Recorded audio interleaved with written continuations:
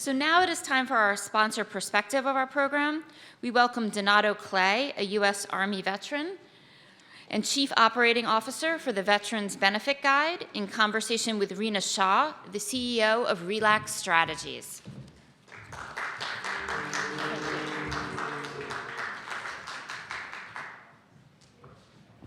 Hi all, is the thing on? Well, good morning to every one of you here. It is nice to see you all. We're having this conversation today because I think it's always important to grab some insights from our members who've served. And I want to first thank you, Donato, for your service to our country, and each one of you here in the audience who've served. My first question for you is, you work for Veteran Benefits Guide. Can you tell us a little bit more about the company and your role? And that you're a disabled veteran, correct? So how that ties in, please. Yeah, absolutely. Thank you so much. So I'm the Chief Operating Officer for Veteran Benefits Guide, or VBG, and I've been in role for about 4 months. And VBG was founded by a former Marine and former VA Raider who essentially realized that the system for helping veterans navigate through the VA was overly complex and bureaucratic, and oftentimes led to inaccurate results. And so that led him to create and found this company to address those issues. And so for me, having gone through the system myself, both with a VSO on 2 separate occasions, as well as on my own, well, actually there's a third step in the middle where I had reached out to an attorney, and they basically told me they weren't going to be able to help me. And so I was going to have to do it on my own, essentially. So I went and did that, and it was complex.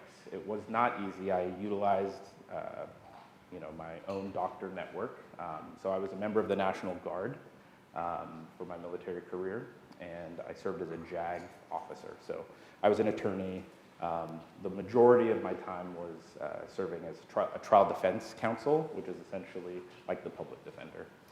But as I had to navigate the system on my own, I reached out to my own doctors. They said, what documentation do you need? I had to do my own research to find out what that was going to be, and then try to tell them what was going to be necessary. And so it was not an easy process, and all in all, it took a little over 4 years for me to get to the rating that I have today.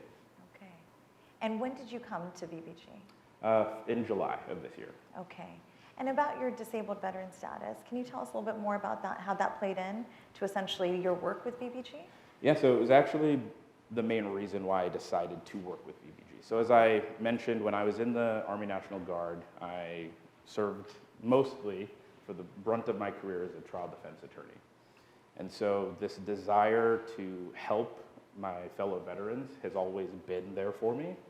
And making the decision to work with VBG was a mission and purpose fit, right? So I think that's very important. There are a lot of veterans and just, I think, people of my generation who really believe in finding purpose in what they do. We'll leave jobs rather than work for an organization that we don't agree with or believe in. And that's essentially what made it a very easy decision for me to work with VBG. It was a continuation or an extension of the work I was doing with the military and in other civilian roles that I've had. I've worked in human health care, I've worked in veterinary care. And so, I think this idea of service after service is really important, and that's partly why I ended up joining VBG. Okay.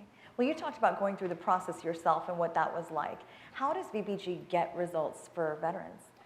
Yeah, so we've had over 35,000 veterans that we've helped since 2015.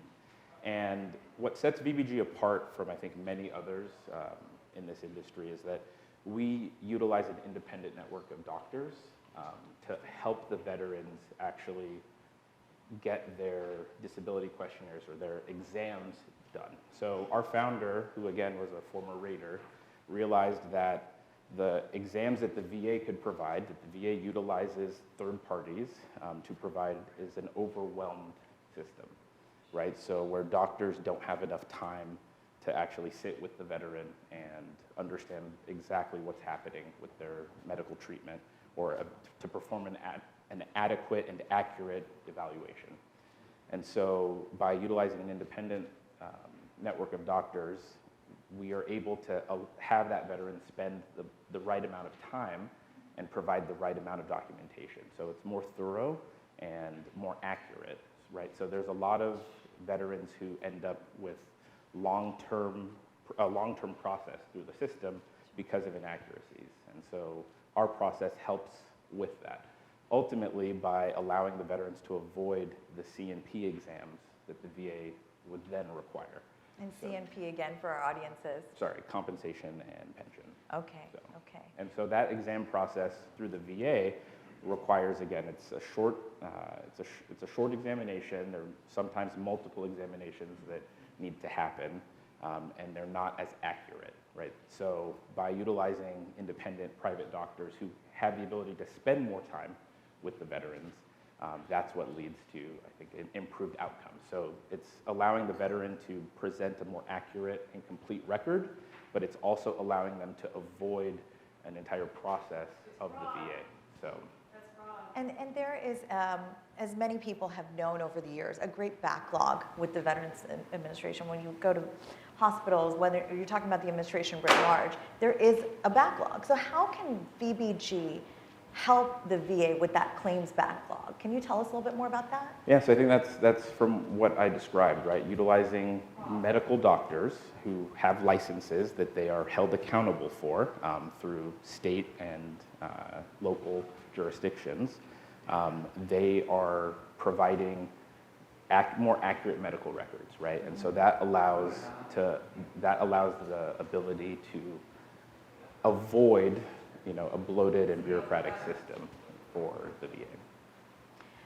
Well, I would just ask you to delve in a little deeper there when we talk about the doctors. Are these doctors in private practice, typically in their communities? So these are doctors that are part of your all's network, right? So it's not our network, Okay. right? So we utilize an independent network of doctors. Sure. We have over 150 that we partner with I throughout see. the country. Okay. And so that's like, we don't own the doctors, right?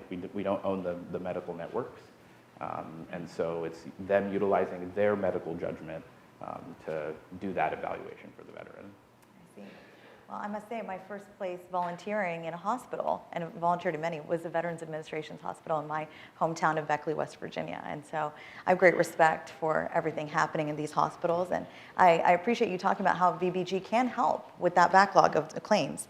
Now I have a little bit of an inside baseball question. What is NAVR and how did VBG help spearhead its creation?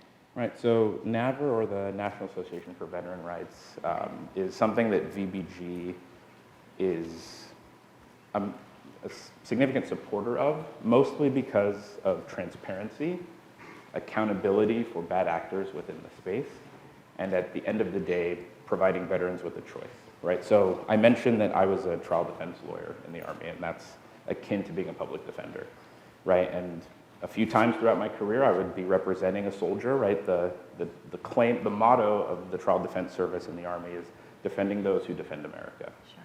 And oftentimes, right, this is a free service that is provided to them. And oftentimes, I would have a client who said, you know what, I'm going to pay for private counsel, right? They have a Sixth Amendment right to counsel, right? They don't have to pay for anything. Yet, they've decided to utilize a private party to assist them. And it's not that that person was a better attorney than I was, but I guarantee you they had far more resources available to them than we ever did. So I think that allowing veterans the choice, so if we can be transparent, if the industry can be transparent, if we can say the good and bad on both sides of what's happening here, and then let the veteran make the choice, right? They don't have to be forced to do anything. The same way that, if anyone in this room was involved in a criminal activity, that they wouldn't be forced to take a public defender, right? They would have the choice, and if they have the means and the ability to do so, and they decide that the party they want to engage with can do a better job, they should be allowed to do that. I see. Well, when you put it like that, and analogize it like that, it makes it a little bit more clear, I must say. And I'd just like to remind our audience to please be respectful. I must say, here in Washington, D.C., we often talk a lot about acts and what's in Congress and what's passing. So another inside baseball question for you. Why is the PLUS Act better than the GUARD Act? Well, I think it's for some of what I just mentioned, right? So it's expanding choice for veterans. So if everyone in this room or everyone watching can admit that the VA is not a perfect system, the answer is not to eliminate choice and say we must maintain the status quo, right? Public, and I would Excuse love me, please be to respectful. engage afterwards if you'd like. So please reach out. But I would say that, you know, providing veterans with an opportunity, actually having dialogue, right? So saying, let's actually discuss this. Let's not engage in ad hominems or diatribes. Let's debate the difficult things. There's something that I love about the veteran community is that we are very happy to engage in difficult conversations, right? And we don't.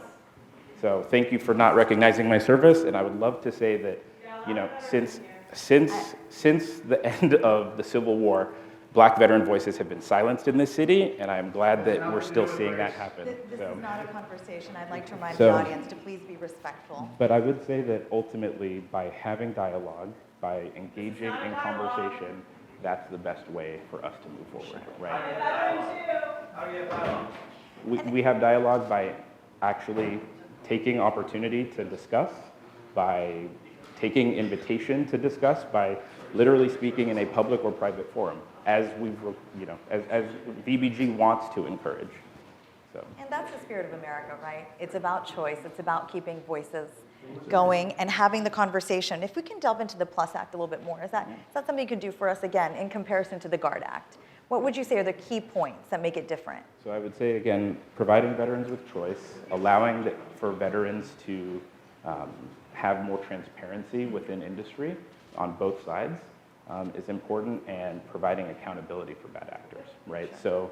So it's very clear that there are not enough resources being provided to have accountability in the existing system. You know, the status quo is not providing enough accountability. So increasing that as well, I think, is the best way to provide support and options for our veterans. I hear you. Well, is there anything we're leaving out about VBG that you can share with us today? No, I would just say that, again, as stated, you know, we want to continue to have this dialogue. We want to continue to be an advocate for transparency and for accountability. So.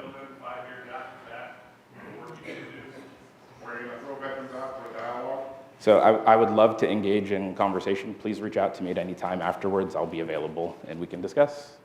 Thank you, audience, for being respectful. Any closing thoughts you can share with the audience again? I would just say, actually, to extend a thank you to those who came out, because anyone who is a vigorous advocate for veterans is something that we can support, right? We are vigorous advocates for veterans as well.